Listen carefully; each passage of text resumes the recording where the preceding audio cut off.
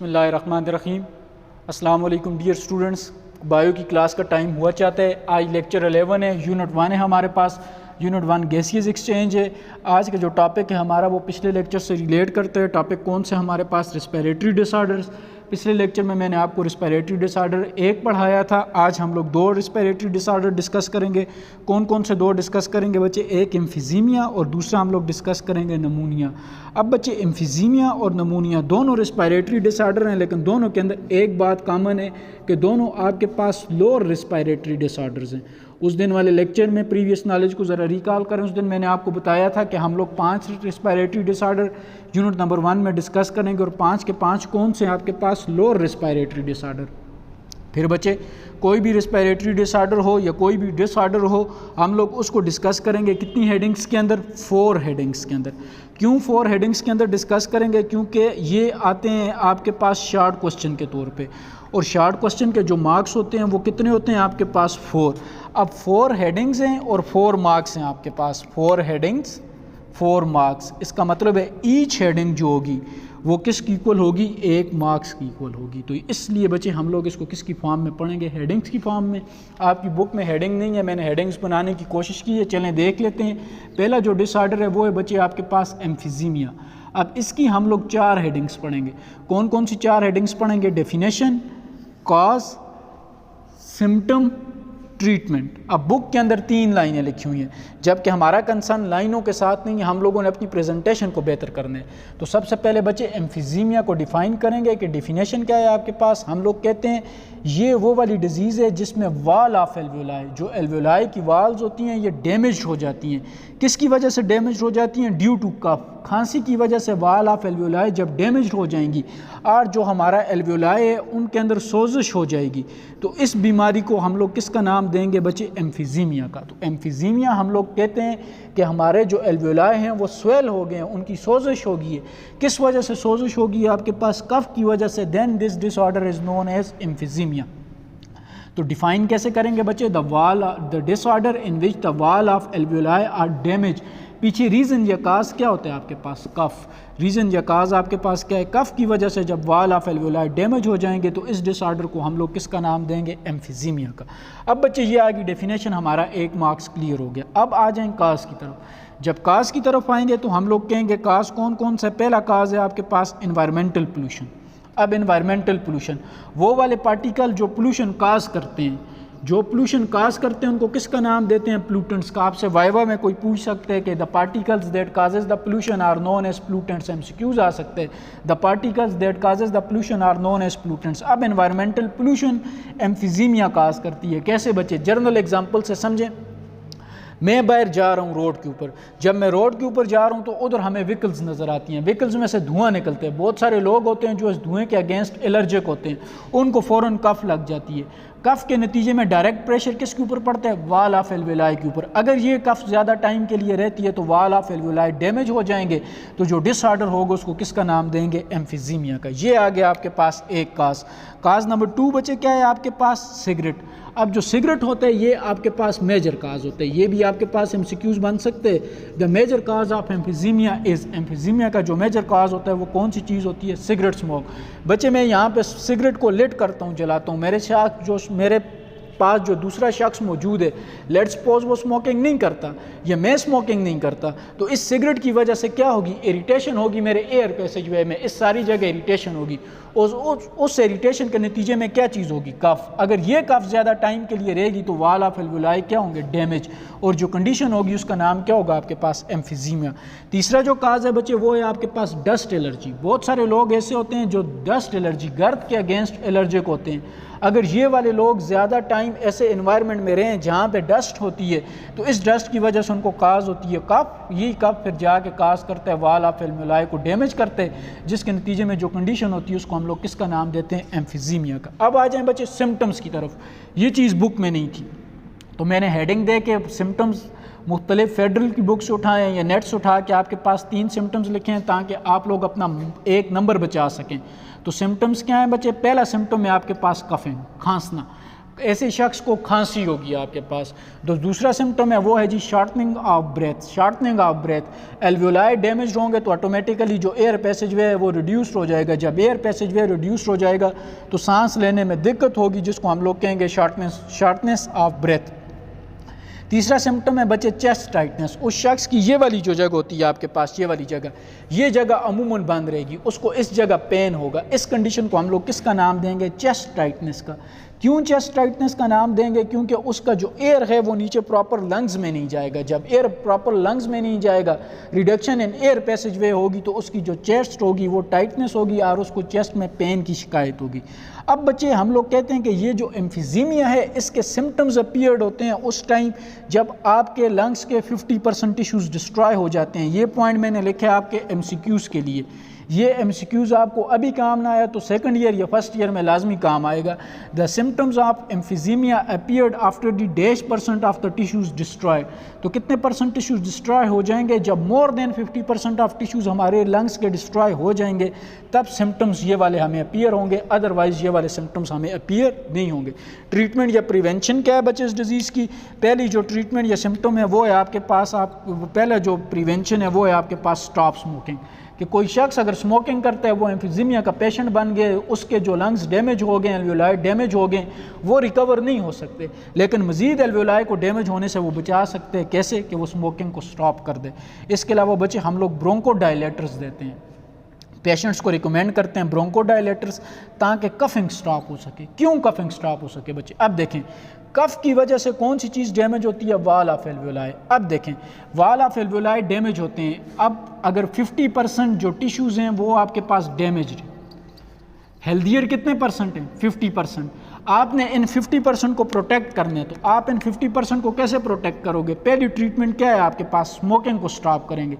जब स्मोकिंग को स्टॉप करेंगे, अल्टरनेटिवली आपकी कफ रिड्यूस होगी। जब आपकी कफ रिड्यूस होगी तो आपके जो 50% हेल्दियर टिश्यूज़ हैं उनके ऊपर अफेक्ट नहीं पड़ेगा, वो अपनी जगह पे प्रॉपर काम करेंगे। अगर आप स्मोकिंग कर रहे होंगे, आपके 50% टिश्यूज़ डैमेज हैं, तो ये जो 50% हैं ये भी कफ की वजह से आराम से क्या होते जाएंगे? डिस्ट्रॉय होते जाएंगे। ब्रोंकोडायलेटर वही वाली बात आ गई। ये किस लिए देते हैं? ताकि कफ को स्टॉप कर सकें, खांसी को रोक सकें, क्योंकि खांसने की वजह से एल्वियोलाई क्या होते हैं बच्चे? एल्वियोलाई की जो वाल है वो क्या होती है? आपके पास डैमेज होती है। तो ये पहली डिजीज़ थी। बोर्ड के ऊपर आप इसका स्केच देख सकते हैं। इसको हम लोगों ने 4 हेडिंग्स में समराइज़ करने की कोशिश की है। पहली हेडिंग आ गई डेफिनेशन, दूसरी हेडिंग आ गई काज, तीसरी हेडिंग आ गई सिम्टम्स जो बुक में नहीं थे आपको बताए हैं, चौथी हेडिंग आ गई ट्रीटमेंट भी बुक के अंदर नहीं थी जो आपको बताई है बच्चे। तो इस तरह आप अपनी इस डिज़ीज़ को याद रख सकते हैं। नेक्स्ट डिज़ीज़ की तरफ जाते हैं। नेक्स्ट डिज़ीज़ हमारे पास है जी नमूनिया। अब नमूनिया क्या है आपके पास बच्चे? पहले नमूनिया का इंट्रोडक्शन इस तरह आप लोग करें कि ये आपके पास कॉमन होती है। किसके अंदर कॉमन होती है? चिल्ड्रंस के अंदर। प्लस किसके अंदर कॉमन होती है? ओल्ड पीपल्स के अंदर। इसके अलावा किस लोगों के अंदर कॉमन होती है? उन लोगों के अंदर कॉमन होती है जिनकी मेडिकल हिस्ट्री होती है। What do you mean by medical history? Medical history का मतलब क्या है? आजकल हम लोग न्यूज़ में भी सुन रहे हैं कि कोविड-19 उन लोगों को ज़्यादा अफेक्ट करता है जिनकी मेडिकल हिस्ट्री होती है। मेडिकल हिस्ट्री से मुराद वो डायबिटीज़ के पेशेंट हों, उनके साथ ब्लड प्रेशर का इशू हो, उनके साथ किस चीज़ की इशू हो? कार्डियक इशू हो।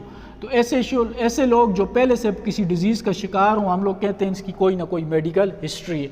अब बच्चे नमूनिया चिल्ड्रंस को अफेक्ट करते हैं, ओल्ड पीपल को अफेक्ट करते हैं और ऐसे लोगों को ज़्यादा अफेक्ट करते हैं जिनकी प्रीवियस मेडिकल हिस्ट्री हो। नमूनिया को डिफ़ाइन कैसे करेंगे? इसको भी हम लोग 4 हेडिंग्स में पढ़ेंगे। क्यों 4 हेडिंग्स में पढ़ेंगे?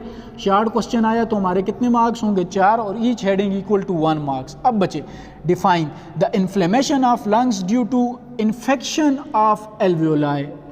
Infection of alveoli. अब इन्फेक्शन ऑफ एल्वियोलाई की वजह से जब लंग्स का इन्फ्लेमेशन होगा या लंग्स डैमेज होंगी, इस कंडीशन को हम लोग किसका नाम देंगे? नमूनिया का। अब बच्चे या इसकी दूसरी डेफिनेशन क्या होती है आपके पास? इसकी जब हम लोग दूसरी डेफिनेशन करते हैं तो वो ये करते हैं, जो एल्वियोलाई होता है, एल्वियोलाई में पस पड़ जाती है, पीप पड़ जाती है, जिसको हम लोग पीप का नाम देते हैं उर्दू में। एल्वियोलाई के अंदर जब पस की फॉर्मेशन हो जाती है, और the inflammation of lungs due to pus in alveoli is known as pneumonia. अब क्वेश्चन ये राइज होता है कि बच्चे पस कैसे बनती है? लेट्स सपोज ये आपके पास एक टिश्यू, इस टिश्यू के ऊपर अटैक करते हैं बैक्टीरिया। ये बैक्टीरिया आके इस टिश्यू के ऊपर अटैक करते हैं बच्चे। बैक्टीरिया ने इसके ऊपर अटैक कर दिया। अब बैक्टीरिया को क्या चीज़ रिक्वायर्ड होती है? न्यूट्रिशन। अब बैक्टीरिया ये न्यूट्रिशन किससे लेगा? टिश्यू से। तो जब तक न्यूट्रिशन होगी बैक्टीरिया रेप्लिकेट करता रहेगा। बैक्टीरिया की तादाद 1 से लेट्स सपोज मैं कहता हूँ 100 होगी। अब जब 100 बैक्टीरिया के लिए, अब बैक्टीरिया 1 से 100 हो गए, न्यूट्रिशन की वजह से न्यूट्रिशन टिश्यू के पास थी। अब जब न्यूट्रिशन ख़त्म हो गई है, इसका मतलब है बैक्टीरिया मज़ीद रेप्लिकेट नहीं कर सकता। अब बैक्टीरिया की क्या होती जाएगी? डेथ। जब इस टिश्यू के अंदर बैक्टीरिया की डेथ हो जाएगी तो हम लोग कहेंगे इस टिश्यू के अंदर कौन सी चीज़ पड़ गई है बच्चे? पस पड़ गई है। ये पस पड़ने का मैकेनिज्म होता है।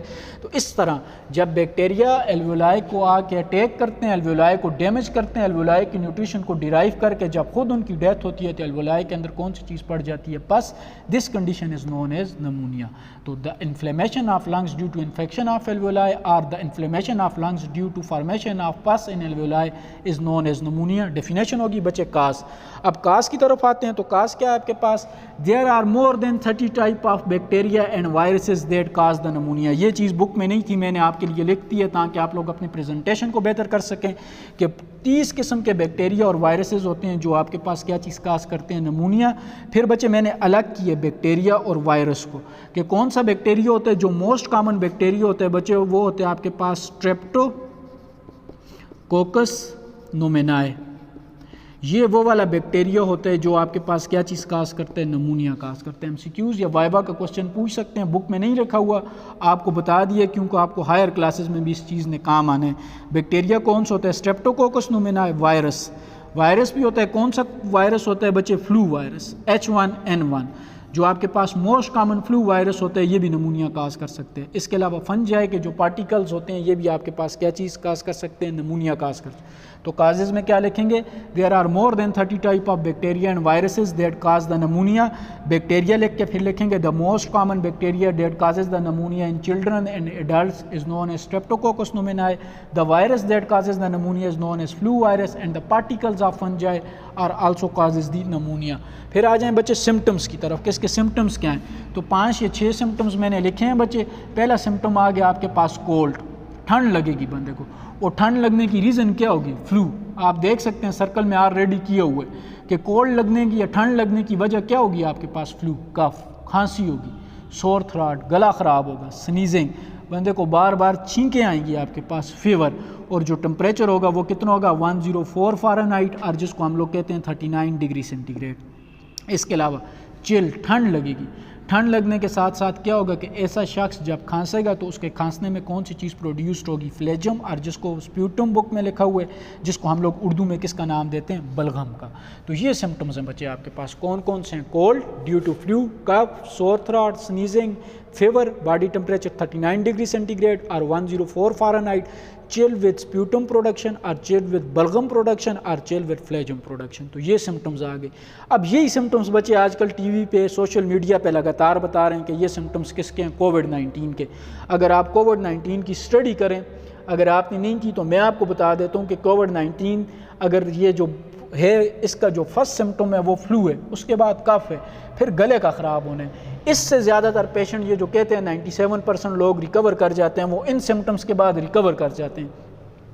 अगर इन सिम्टम्स के बाद वो रिकवर ना करें तो ये सिम्टम जब सवेयर होते हैं तो फिर जाके ये लंग्स के अंदर पस बनाते हैं। तो फिर हम लोग कहते हैं जो कंडीशन होती है वो कौन सी होती है? नमूनिया।